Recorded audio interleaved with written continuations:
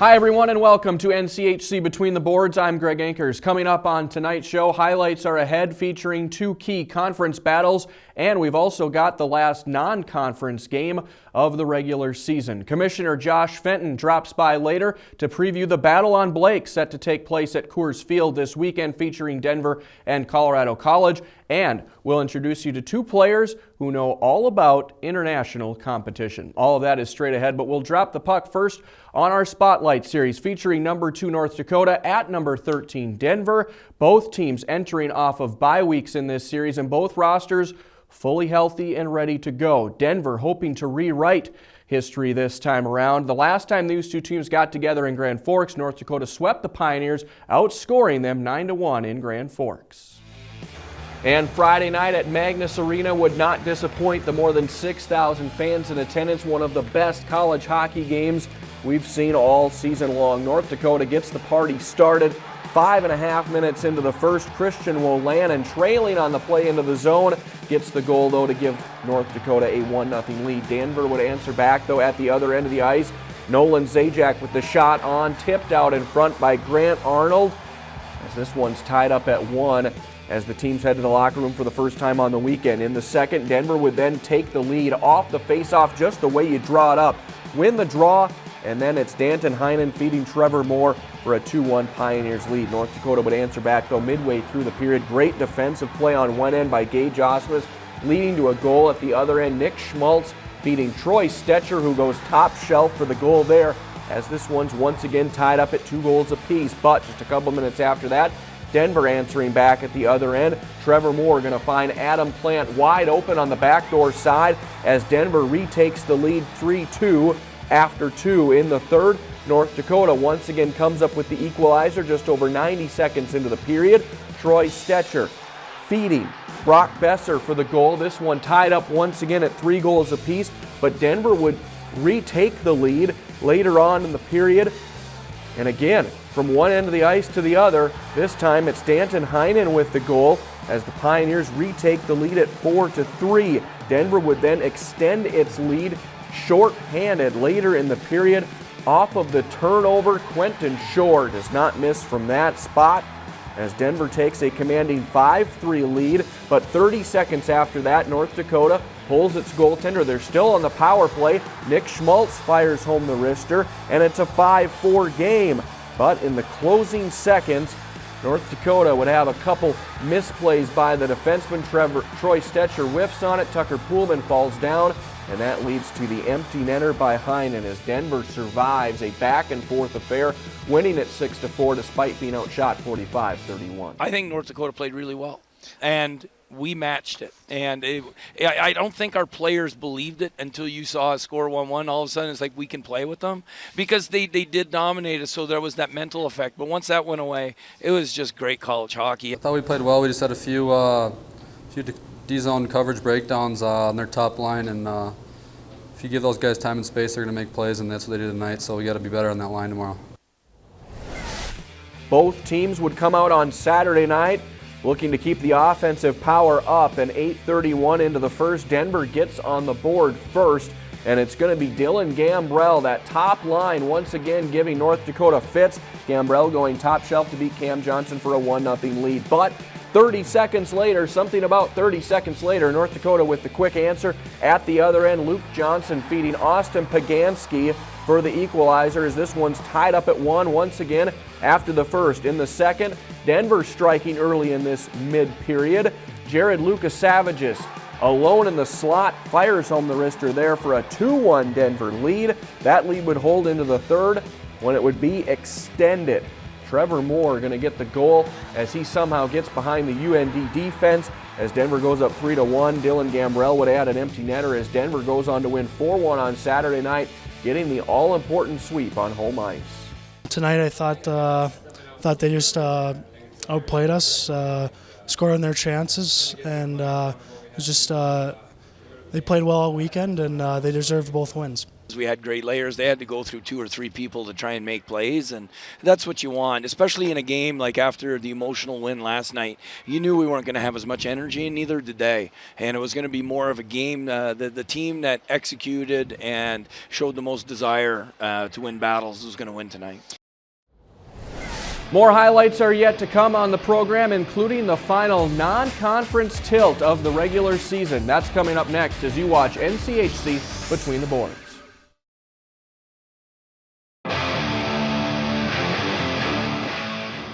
Welcome back. If Omaha is not comfortable at home, they're about to be given the opportunity to do so. Starting a 6-game homestand this past weekend, the Mavericks opened up Baxter Arena to the tune of 8-0, but they have dropped their last 4 at their new home, taking on a Western Michigan team, though, this past weekend that entered with just 1 road win all season long. And it would be the home team that would strike first in this one, and its special teams play would be key. Short-handed Tyler Vessel picks the puck and skates all the way in and scores to give the Mavs a 1-0 lead. In the second, Omaha extends the lead on more special teams play, this time on the power play. Omaha very potent there. Jake Gensel feeding Austin Ortega down low. The Mavs build a 2-0 lead. Late in the second, Western Michigan off the faceoff. Scott Moldenauer blasting one from the point, cuts the deficit in half at 2-1, but it's not enough as Omaha holds on for a 2-1 opening night victory in Baxter Arena. You know, Western playing real well, and after they swept us, you know, there was a little revenge factor, but that didn't have anything to do with the game. I thought we played a lot better along the boards. We won our fair share of battles, and that hasn't been the case in the last couple of weekends.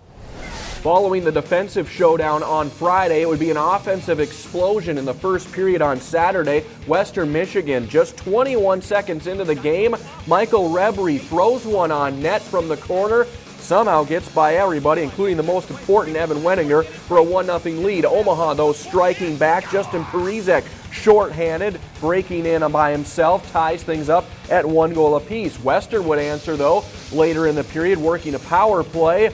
And it's Nolan Laporte with the goal here to put the Broncos back out in front, 2-1. Omaha, though, would have the answer, a key answer. Late in the first, Tyler Vessel from the faceoff gets the game-tying goal to tie things up at 2 apiece after 1.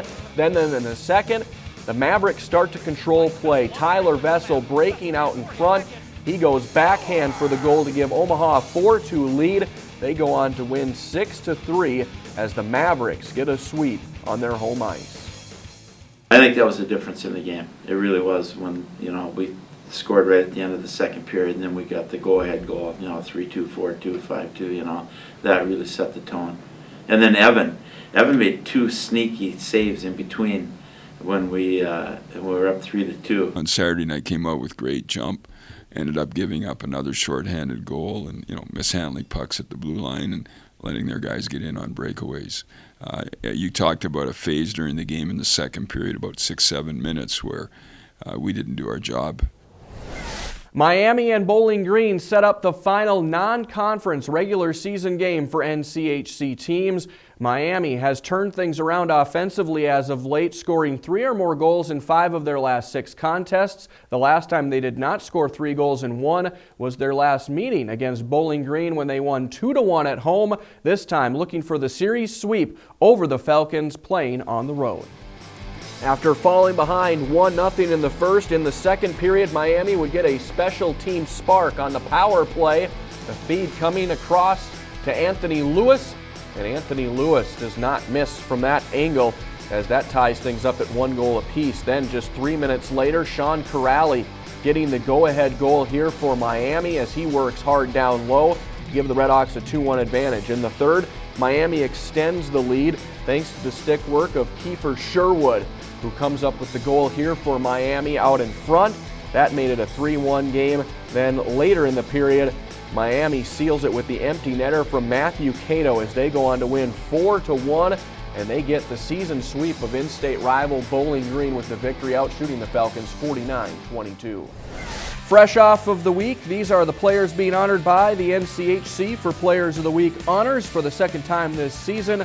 Sophomore forward Danton Heinen takes home offensive honors. The forward from Denver had 2 goals and 5 assists. and a +7 rating in that sweep over UND this past weekend. Defensive honors for the week belong to Grant Hutton for the first time this season. Freshman from Miami had 2 assists against Bowling Green, including a setup for the game winner in that game. In the third time this weekend, rookie honors go to Dylan Gambrell, forward from Denver, who had 2 goals and 2 assists and a +4 rating in that Pioneers sweep over the Fighting Hawks. And for the first time this season, goaltender honors go to Evan Wenninger from Omaha. The freshman has won Freshman of the Week honors, but this time taking home goaltender of the week with 59 saves on 63 shots in a sweep over Western Michigan, good enough for 2.00 goals against average and a .937 save percentage.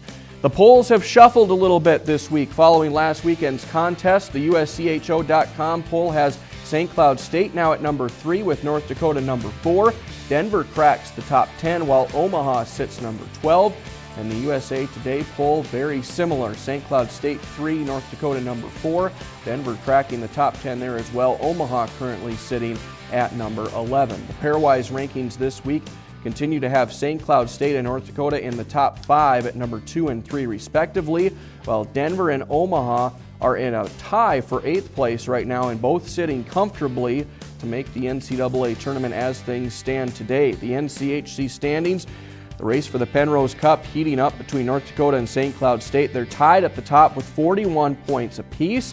Denver comfortably sitting in 3rd, and Minnesota, Duluth, and Omaha tied entering this weekend for that last playoff spot for home ice as the NCHC quarterfinals are about to begin in just 3 weeks' time.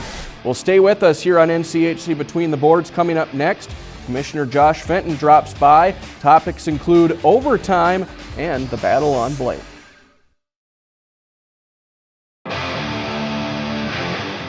Welcome back. Staying ahead of the game has been a focal point for Commissioner Josh Fenton since the league formed 3 years ago. He recently joined a Root Sports broadcast to preview the upcoming battle on Blake this weekend and also discuss the state of the league.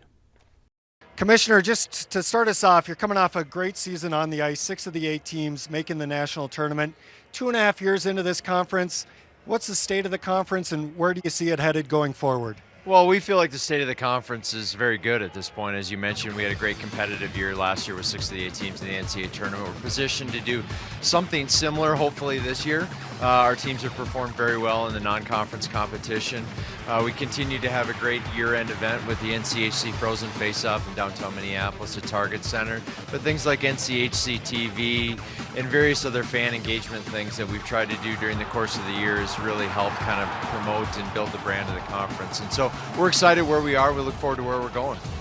The league from the outset, Commissioner, has always been willing to try new things, it feels like, including the format for overtime play and adding a wrinkle this year where it's 5-on-5. If the game's tied, you go to the 3-on-3 for the extra point, and then the shootout. How important is it? How well has that gone? And how important is it for the league to mirror what the NHL does? Well, I think you've seen the excitement, first of all, within 3-on-3, not only in our conference games, but obviously also in the NHL. And I give our coaches full credit. We had our spring meetings last year. This is something that really came from our coaches. They enjoyed the shootout, but they felt like the shootout maybe was a little bit stale at the end of the game, at the end of the 5-minute overtime, and they wanted to do something different. And some of our coaches have seen this done in junior hockey, and the American League has done it, and obviously now the NHL is doing it. Once again, it's another fan engagement of thing that we can provide to our fans. The players love it, the coaches love it, and so we think it's on the right track. Another exciting thing that the conference is providing to its fans is an outdoor game coming up February 20th. Battle on Blake, DU and CC. What a great event for hockey in the state of Colorado. What a great event for the league. Just talk about the preparation, everything leading up to it. Yeah, well, we're very fortunate, obviously, to be working very closely with the NHL, which will obviously have the Stadium Series game the week later. And so they've helped with a lot of the preparations, things like video replay and obviously ice configuration, board configuration. But it is an exciting event for not only the conference, but most importantly for DU and for CC. To have a rivalry like that, the storied history and tradition of that rivalry, to play that game outdoors, it's going to be a special event in February, and I think fans will be treated to a wonderful evening. Stay with us as we learn about 2 players who have a different perspective on what it means to play internationally. That's next as you watch NCHC Between the Boards.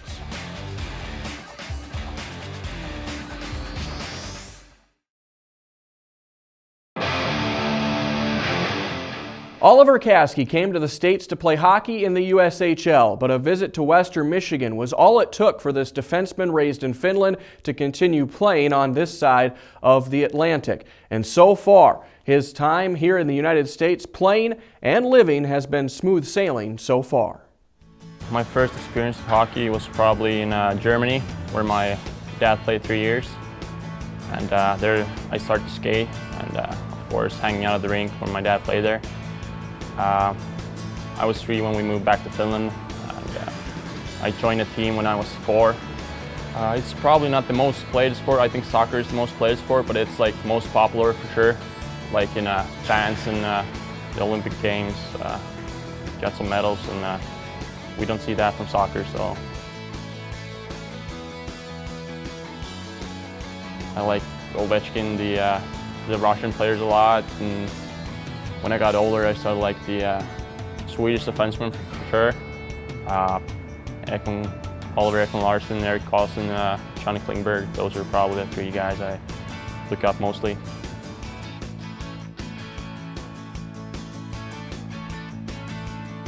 I was still supposed to go play USHL this season, but they offered me a scholarship right away, so I didn't see why not come straight away.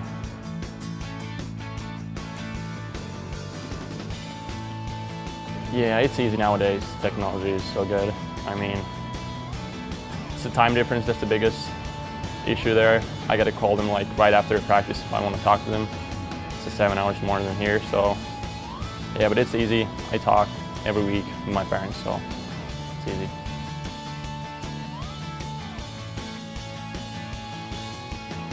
It's huge. I mean, I used to eat food from like close farms, and like you pretty much know what you're eating. I don't think it's the same thing here every time. People don't go eat as much out like McDonald's and that stuff back home than they do here. So that was a small adjustment I had. Kaski is not the only European player suiting up for the Broncos these days. He's also joined by sophomore forward Frederick Tiffels, who hails from Germany. Well, someone else in the league that also knows about playing internationally, but in the opposite direction, is St. Cloud State defenseman Will Borgen. Borgen recently competed for the U.S. at the World Junior Championships, and that opportunity is enhancing his college career. He's a special defender. He's got a lot of talent, a lot of skill. Raw potential. He's a really good player, good size, good vision, good skater. I mean, he has all the assets that you need to be a good hockey player. Just the way he plays the game, moves the puck. He's got good feet, and he definitely helps us out on the back end. You know, it's just good to know that I have somebody out there with me all the time who's a really good hockey player and brings his A game every night. For Will Borgen, the dream of playing for the United States has become a reality. Coach sent me an email after one of our games on a Saturday night. Pretty early on, Coach Motzko made an announcement after practice. I believe that I knew before then. He's pretty modest though for how good he is. He's not going to go around and toot his own horn and be like, hey everybody, I made World Juniors. He's not going to sit there and brag or anything like that. He just takes care of his own business, and he deserves to go out there. The World Junior Championship features the best players in the world, ages 19 and under. It was a lot of fun. It was great to meet some of the great players on that team, like Austin Matthews, playing with guys in the NCHC like Belpedio, Besser, Schmaltz. You're with them for almost a month together, so it's you definitely become close friends. Game 1 of the tournament put the U.S. up against their rival from the north. You get a little nervous playing against Canada, big rivalry. Canada brought like, I don't know how many, couple thousand fans to the games, and we had probably like 50, so it was pretty cool. Late in the third, Borgen's assist to Miami's Belpedio became the deciding goal. I just passed it to Belpedio, he shot it in, and it was exciting. Get the go-ahead goal. Will Borgen comes across the line, snapshot goal, big rebound! Borgen after his own rebound just pushed it wide. We have a group chat amongst the team, and the guys did a really good job supporting him after every game, you know, shooting a text him. 4 or 5 guys after every game would throw something in there, you know, hey, nice game, Will. I mean, whenever you got a guy playing in there, you want to support him all you can, and he played well. In the games that I watched, he did very good along with the team, and we were proud of him. In the 5-game span without the freshman defenseman, the Huskies had 3 wins and 2 losses. anytime a player like that can contribute from the start and he goes away for a couple games, you're going to miss a guy like that. It's just nice to know that I have another solid defender out there with me, and then I know when I get him the puck, he's going to make a good play coming out of the zone as well. So that's also nice to know where I can be comfortable enough to give him the puck because I can trust him. After nearly a month, number 20 returns home. Yeah, I mean, you get a little tired, but I'm ready to be back at it. It was a great honor to be able to play for the country, and it was a lot of fun. In his 8 games since returning to the lineup, St. Cloud State has fared very well with Borgen back in the black and red. The team has gone 6-1-1 over that stretch. Well, stay with us. We've got a full preview of this weekend's action right after the break.